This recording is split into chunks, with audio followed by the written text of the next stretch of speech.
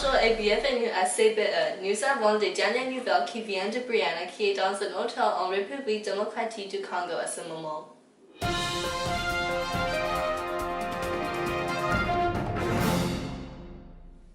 Le 12 septembre, les forces armées de la RDC et de la FARDC ont pris 4 réfugiés burundais qui avaient des armes, mais une vidéo montrait qu'ils étaient seulement des branches.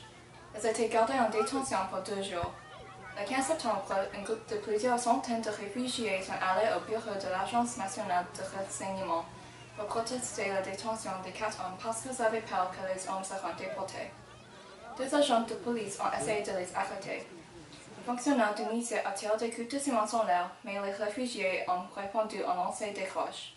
Un réfugié a même pris le fusil d'un agent et l'a tué. Au moins 39 personnes ont été tuées, en incluant 15 femmes et une fille de 10 ans, avec 124 autres blessés.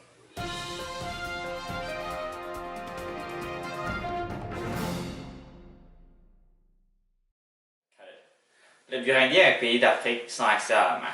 Le pays est situé au sud du Rwanda et au nord de la Tanzanie. Auparavant une colonie allemande, le Burundi devient une colonie belgique après la Première Guerre mondiale. L'empire colonial de la Belgique donne le pouvoir aux Tutsis et cela cause une inégalité entre les deux ethnicités, les Hutus et les Tutsis. Une guerre civile éclate donc en 1993 et le massacre réclame 300 000 victimes, majoritairement Hutus. Avec une brève période de paix, la panique se sème à nouveau lorsque le gouvernement Hutu refuse de descendre du pouvoir en 2010 et décide de poursuivre un 3e mandat en tant que président en menaçant les 7 juges de la Cour constitutionnelle. 4 d'entre eux qui ont dû s'enfuir du pays. Ce parti politique est au pouvoir depuis 2005. Le Burundi est plongé dans un cycle de violence depuis plusieurs mois.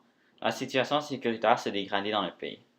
Les attaques adversaires politiques se sont multipliées ces dernières semaines avec notamment des attaques perpétrées contre le camp militaire à Bujumbura. Plusieurs opposants ont fui le pays. L'armée et la police sont accusées d'être au service du président.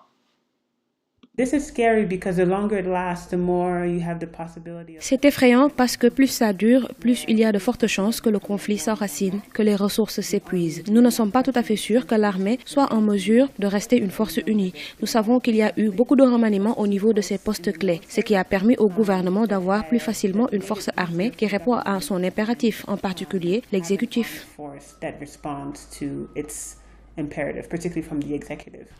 La communauté internationale, notamment l'Union africaine et les Nations unies, ont multiplié les appels à la réconciliation. Les pourparlers qui étaient enragés entre le pouvoir et l'opposition à l'Ouganda n'ont pas abouti. Lundi 21 décembre, le Parlement s'est opposé à l'envoi d'une force de maintien de la paix du pays. Malgré cela, l'Union africaine est déterminée à stopper la violence au Burundi. L'Union africaine a déployé différentes missions d'observation et missions militaires d'observation. En même temps, une mission de la Commission africaine des droits humains et des peuples était au Burundi en vue d'enquêter sur les violations des droits humains. Ces conclusions devront être bientôt présentées au Conseil de paix et de sécurité. Je pense que ces développements vont dans le bon sens pour répondre à la crise au Burundi. Le 3e mandat du président Nkurunziza, jugé inconstitutionnel par l'opposition et les manifestations, ont plongé le Burundi dans une crise depuis avril 2015. Environ 500 personnes y ont perdu la vie. Depuis le début de la contestation, les principaux opposants politiques ont fui le pays. L'Ouganda, mandaté par la communauté de l'Afrique de l'Ouest, a annoncé la reprise des pourparlers avant la fin de décembre. La violence au Burundi a commencé en avril 2015 quand le président a annoncé qu'il veut se porter comme candidat pour un 3e mandat. Son 3e mandat a été condamné comme inconstitutionnel par l'opposition et a provoqué plusieurs protestants.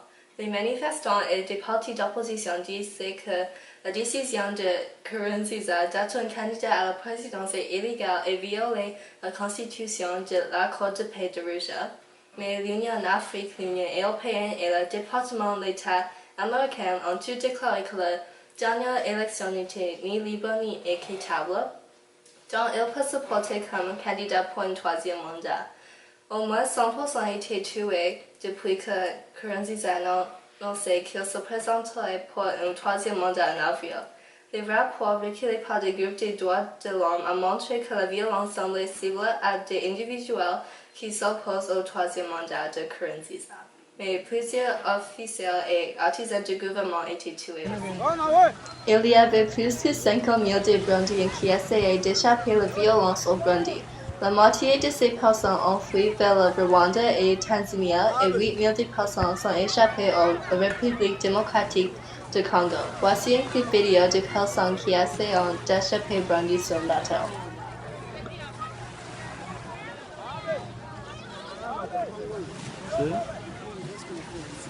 Merci pour avoir écouté.